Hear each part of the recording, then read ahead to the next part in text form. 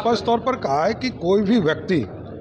कोई गांव में बैंक नहीं चला सकता है जब तक आरबीआई का लाइसेंस नहीं है। ना गुंडा बैंक चला सकता है, ना सूदखोरी पर पैसा को लगा सकता है। नमस्कार, प्रणाम। मेरा नाम है राजा। आप देखना चालू कर दिए हैं बिहारियों की बात। तो सम्राट चौधरी का एक बहुत बड़ा बयान आया, एक बहुत ज़्यादा उनकी बातों को जो इस बार सोशल मीडिया पर देखा जा रहा है, वो एक ऐसा बात बोल दिए हैं जैसे जो लोग बिहार में एक तरफ से मतलब कि लोगों को गरीब लोग जो है जिनको पास पैसा नहीं है, या फिर अपना जो लोग को ज़रूरत रहता है अपना पैसा पैसा मतलब कि किसी को ज़रूरत पड़ जाता है, जैसे किसी का मतलब इलाज करने के लिए किसी से पैसा लेता है, कर्ज जो लेता है, कहने का मतलब कर्ज या बोलिए सूद पे पैसा लेना, मतलब किसी से मतलब कि कोई चीज़ का मजबूरी में किसी से कोई पैसा लेता है। जैसे मान लो कोई हॉस्पिटल जाना होता है, किसी का इमरजेंसी हो जाए, किसी कोई मतलब कि ना होता है गांव समाज में देखिएगा तो बहुत सा लोग जो है सूद पे पैसा चलाता है। मतलब किसी का मजबूरी में 10% 15% को सुनने में आता है कि बहुत ज़्यादा परसेंटेज पे उस पर सूद के साथ साथ चक्रवृद्धि ब्याज भी पैसा लेता है। क्यों लेता है? क्योंकि उनको मजबूरी है कि इन्हीं का बाल बच्चा का अपना शादी ब्याह करना है, बेटी के ब्याह करना है, किसी का मान लीजिएगा हॉस्पिटल में बेड पे पड़ा हुआ है, बहुत ज़्यादा इमरजेंसी है, डॉक्टर के पास पैसा देना होता है, बाल बच्चा का तबीयत ख़राब है उसके लिए, या फिर मान लीजिए नहीं होता कि बहुत सा समस्याएं जिसको होता है अपने परिवार से या फिर कोई चीज़ के लिए, जिनके कारण वो अपने समस्याओं के लिए अपने मजबूरी में वो किसी से पैसा लेते हैं कर्ज पे, ताकि वो कर्ज लेके वो समस्या को समाधान कर सके। लेकिन सम्राट चौधरी ने वो सीधे बोल दिए हैं कि आप जो लोग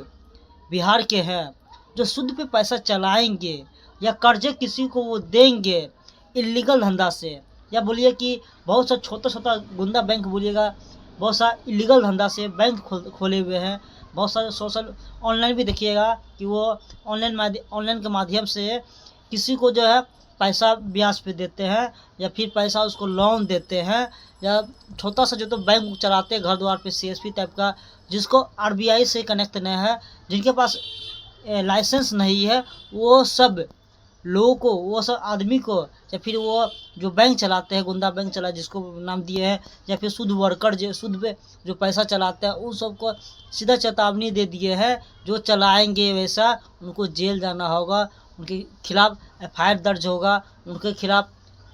नोटिस भेजा जाएगा, जो कि सम्राट चौधरी खुलेआम बोले हैं। तो एक बार आप सम्राट चौधरी की बात सुन लीजिए। जो लोग सूद पे पैसा चलाते हैं या इलीगल धंधा करके घर में बैंक खोले हुए हैं, मजबूरी में किसी का से पैसा आप लेते हैं, ज़्यादा करके वसूली करते हैं, वो सब के लिए खुले चुनौती है। एक तरफ से ये भी हो गया है कि जो लोग मजबूरी में किसी का कारणवश अपनी समस्याओं के लिए किसी से सूद पे पैसा लेते थे, भले उसका ब्याज जितना भी लगे,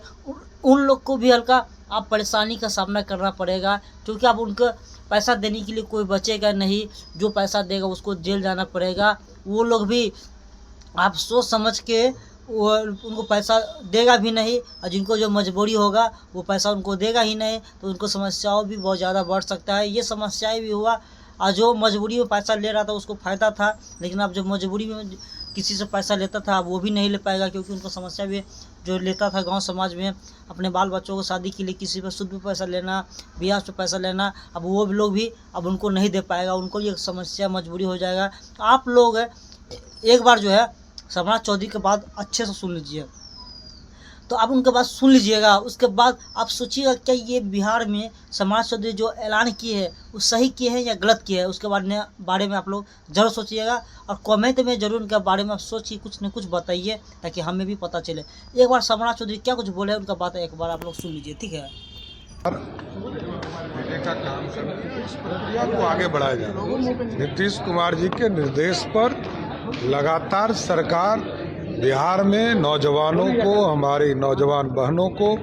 दिव्यांगजन को लगातार नियुक्ति के माध्यम से उनको सरकारी नौकरी देने का काम कर रहा है। मैंने स्पष्ट तौर पर कहा है कि कोई भी व्यक्ति कोई गांव में बैंक नहीं चला सकता है जब तक आरबीआई का लाइसेंस नहीं है। ना गुंडा बैंक चला सकता है, ना सूदखोरी पर पैसा को लगा सकता है।